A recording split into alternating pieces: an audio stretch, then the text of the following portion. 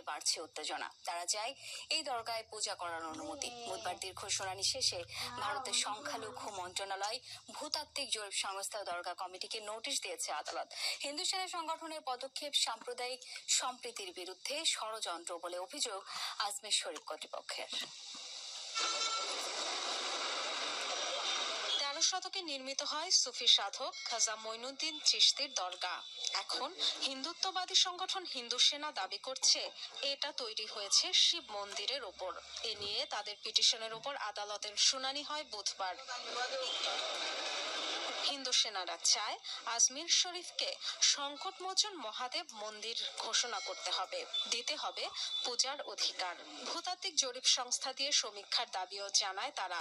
রাজস্থানের আজমিরের আদালতে ঐতিহাসিক তথ্য প্রমাণ তুলে ধরার দাবি করেন সংগঠনের প্রেসিডেন্ট বিষ্ণু গুপ্ত। অবসরপ্রাপ্ত বিচারক হরবিলাস সর্দার লেখা বইয়ের উদ্ধৃতি দিয়ে বলা হয়, আজমির শরীফ ঘিরে হিন্দু ধর্মীয় খোদাই ও মৃৎশিল্পের নিদর্শন রয়েছে।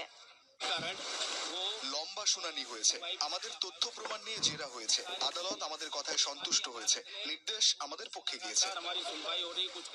বাদীপক্ষের আইনজীবী জানান, সংখ্যালঘু মন্ত্রণালয়, ভারতীয় ভূতাত্ত্বিক জরিপ সংস্থা ও দরগা কমিটিকে নোটিশ জারি করেছেন আদালত। 3 পক্ষের জবাব চেয়েছেন বিচারক। এ বিষয়ে পরবর্তী শুনানি হবে 20 ডিসেম্বর। এ ব্যাপারে আজমির দরগা কমিটি, সংখ্যালঘু মন্ত্রণালয় ও ভারতীয় ভূতাত্ত্বিক জরিপ সংস্থা 3 পক্ষকে নোটিশ দিয়েছেন আদালত। তাদের কাছে পৌঁছে যাবে নির্দেশের কপি। সবাইকে যার যার জবাব দিতে বলা হয়েছে। হিন্দু সেনার দাবি উড়িয়ে দিয়েছে আজমির শরীফের দরগা কর্তৃপক্ষ। এমন পদক্ষেপ সাম্প্রদায়িক সম্প্রীতির বিরুদ্ধে ষড়যন্ত্র বলে অভিযোগ তাদের। সম্প্রতি উত্তরপ্রদেশের সম্ভালে মসজিদের নিচে মন্দির থাকার দাবি ঘিরে ব্যাপক সংঘর্ষ হয়। সমীক্ষায় বাধা দেয়াকে কেন্দ্র করে ঘটে প্রাণহানি। Dorothy Tasrin, Jamuna news.